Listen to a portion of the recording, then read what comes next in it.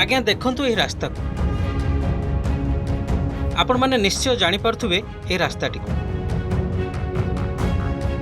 ए रास्ता हेउची पुराना ब्रह्मपुर तलमेंटू छकठारू आंब मार्केट पर्यंत जाइथिबा रास्ता।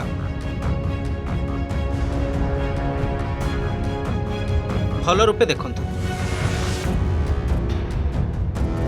खाल खमा थिबा रास्ता काई कुआडे सब गायब हो जाइछि। चकाचक लागुची ए जनगहलीपूर्ण रास्ताटी।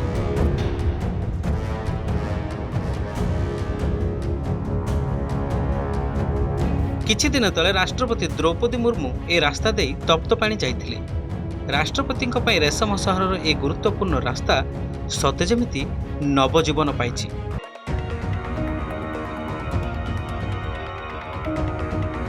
खाल खमा भरा थिला अंधपसरा और आंब मार्केट छकरू तलमेंटू छक जाए रास्ता।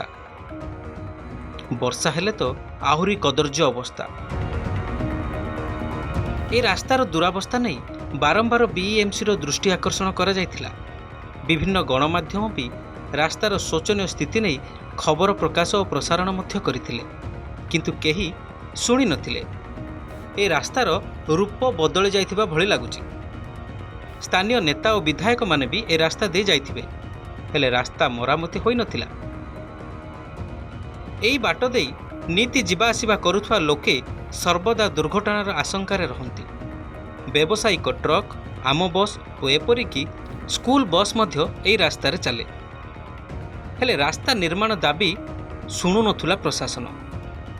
किंतु राष्ट्रपति ए रास्ता दे तप्तपाणी जीवा जना पड़िबा परे बदलीगला रास्तार चित्र।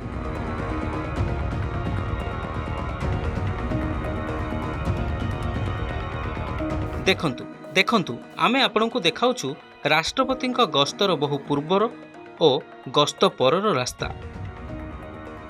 बारंबार दाबी सत्वे रास्ता मरामती नकरी कुंभकर्ण निदरे शोइथिला प्रशासन, हेले राष्ट्रपतिंक गस्त पई तत्परतार सह खालखमा भरी पिचु प्रलेप देई रास्ता चकाचक करिथिला।